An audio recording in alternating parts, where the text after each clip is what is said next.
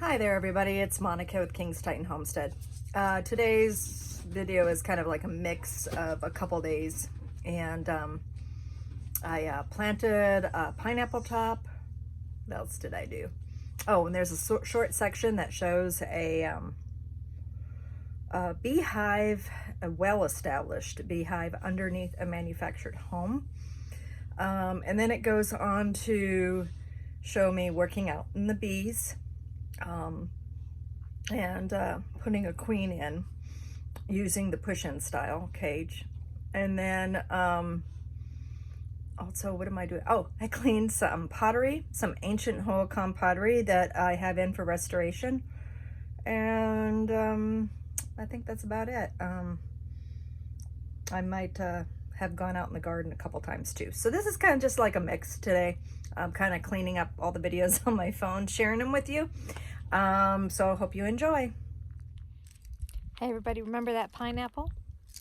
It's ready to plant now. See how dry it is? Now it's not going to rot when you plant it. So I'm going to go put this in some potting soil now.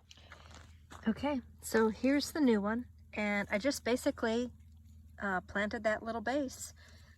Didn't even, bury it all up to the green, just to the edge there. And then here, as you can tell, here's the three of them that took. That one didn't make it. And then this big one here, which probably is going to be one to be transplanted here pretty soon, that one I planted in spring. So there we go. Pineapple plants.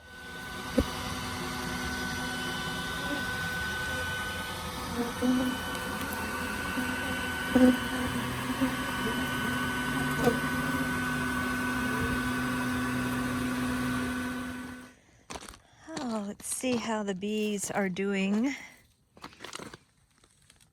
They still got plenty of bee feed in there.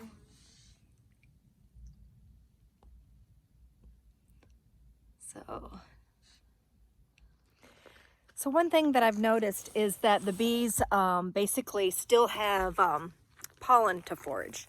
They're not really hitting my man-made protein supplement yet. One thing that they don't really have is any nectar. Lots of robbing problems going on. We're definitely feeding. We've been feeding for a few weeks now. So that's what's happening in southern Arizona, the first part of November. It's been getting up into the low 80s in the middle of the day. So the bees think there's something out there, and there's not. So the other thing is it's time to reduce the bees in size, like take out any empty comb, put that in storage, all this stuff. So that's what I'm going to be doing. I was supposed to be, working on the trucks, chickens, that kind of thing. But some priorities this morning. One of the priorities is to put this queen away. I have this queen in my pocket. It's a Cordovan F2. She was a locally mated queen here, which means that she more than likely met up with a bunch of Africanized hybrid drones. And because we don't know what the temperament of the hive will be once she's the reigning egg layer, we decided to, I'm going to switch. This was Roy's hive. I'm going to switch her out, and he's going to get one of my European queens, and I'm taking her. Because what I do is I try to, try to make notes, try to do a little research on when a European queen mates with the local population of drones, what the temperament of that offspring is. As of right now, I'm saying it's a 50-50 chance on a Cordovan. But over time it could change my mind depending on how much, European drone saturation we get, or lack of. So, okay, the bees are just starting to wake up this morning. It was 48 degrees as our low.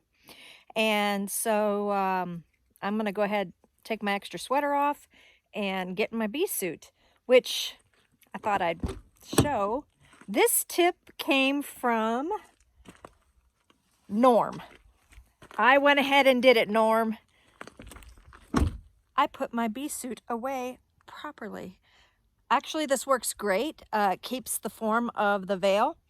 And I'll show you what I did. Okay, so basically what happened, Norm says, you know, you stretch your suit out. This is a one-piece suit, and you just roll it up from the legs and roll it, and then shove it in your veil. And it basically fills the veil and holds the veil in a really nice shape. I didn't do that. I did it in thirds. I literally just did it in thirds. Ta-da! So, it worked great, and I really appreciate the tip, Norm. Keep sharing those. Okay, I'm ready.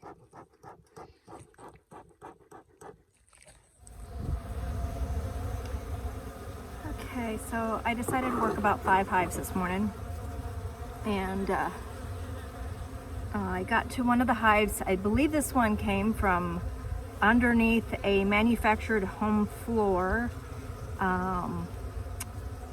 in 3 points. And when I first got them here, they didn't want to stay inside the box, and I had a queen excluder on to keep the queen in, but she had got out.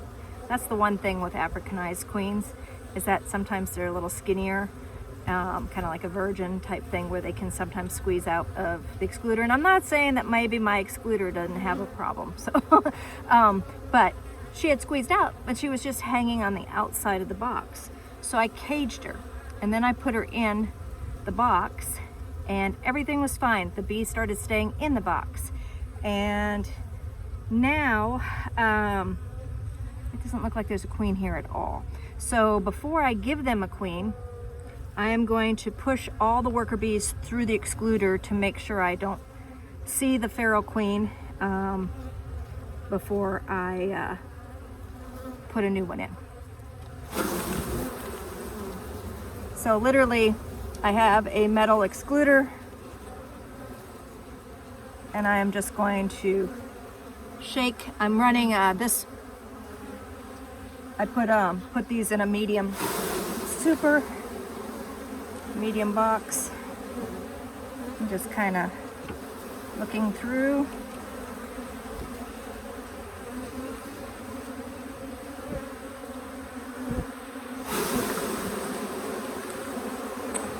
Oh, they don't like me.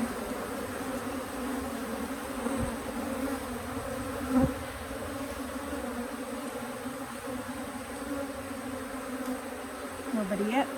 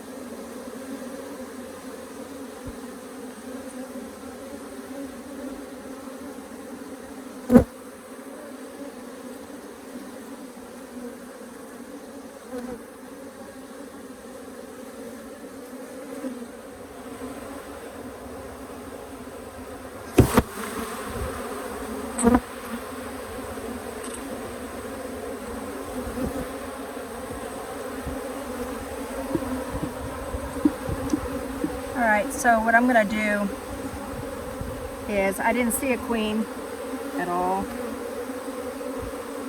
and I did not see any eggs, no sign of anything. I mean, yeah, this time of year our queens slow down, but this is an Africanized queen. She should be laying. So I am going to give them a European queen, but I'm going to do it push-in style so that she can start laying and talking to these bees and getting them hopefully from going into a laying worker mode.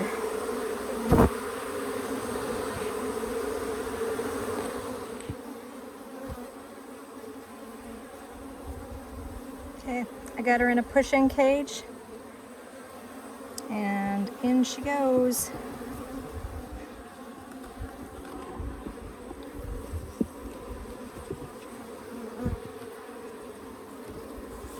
All right.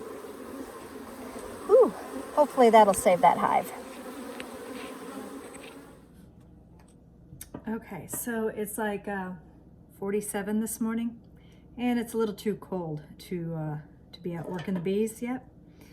So I am inside working on pottery. This piece came to me badly glued. I think it's a Hoacom, I think Gila Red. I'm not mistaken. I could be wrong. I have to ask Dan. Dan does the typology the best. And basically plain wares are very difficult to try to figure out what they are.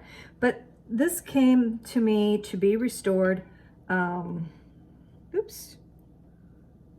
Hold up, give me a second. I'm missing something. Ha, my needle. I don't know why I took it to the bathroom with me. But anyway, so what happened was this gentleman's grandfather, I believe, found it on their property. And he has had it, you know, it's basically a family heirloom passed down.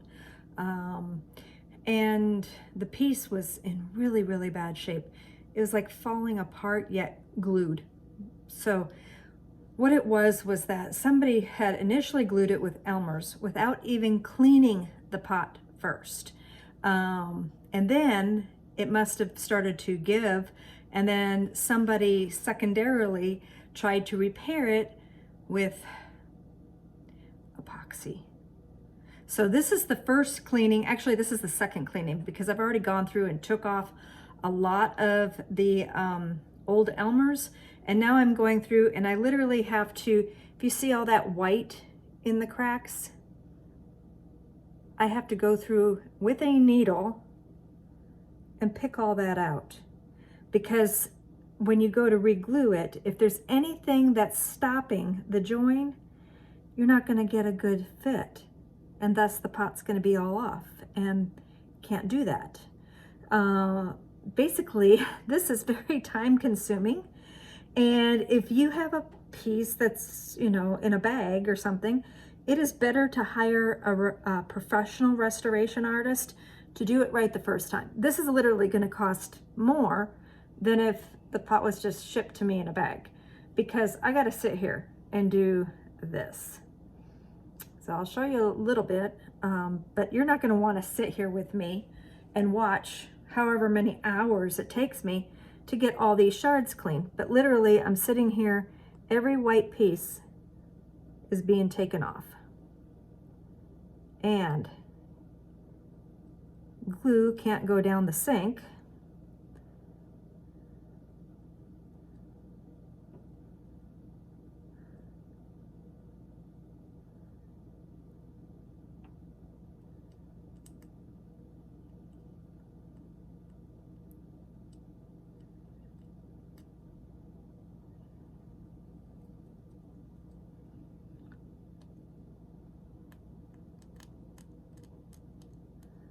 So here we go, almost, and I can show you this one section.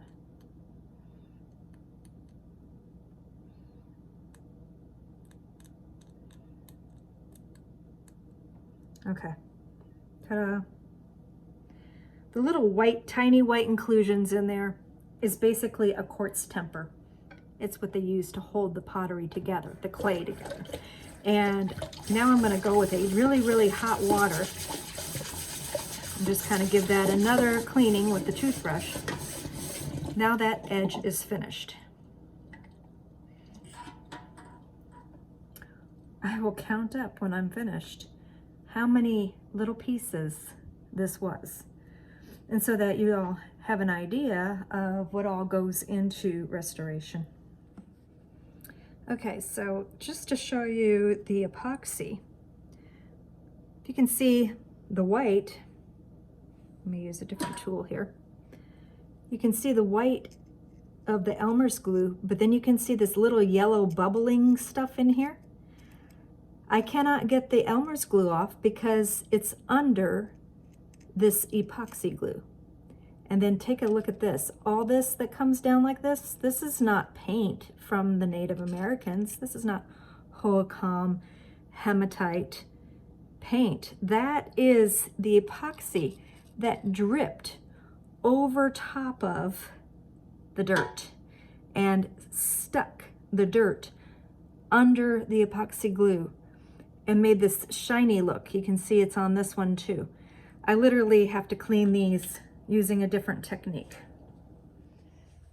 Okay, so these here over on this side are okay to be glued once they're dry. But this pile here, all of these, they need to go through a different type of cleaning because of the epoxy on them. It's kind of a new area that I'm working on. I have a wild desert verbena, some African irises, the black tourmaline, the gorgeous Mexican sage, Indian mallow, and a volunteer wolfberry. Oh, I'm getting there. I got this many more to go. Check it out. Octopus agave, all these little pups. I'm putting them in bins and seeing how many take. As I'm pulling the pups off, the seeds are also dropping in here too, catching them in my bin.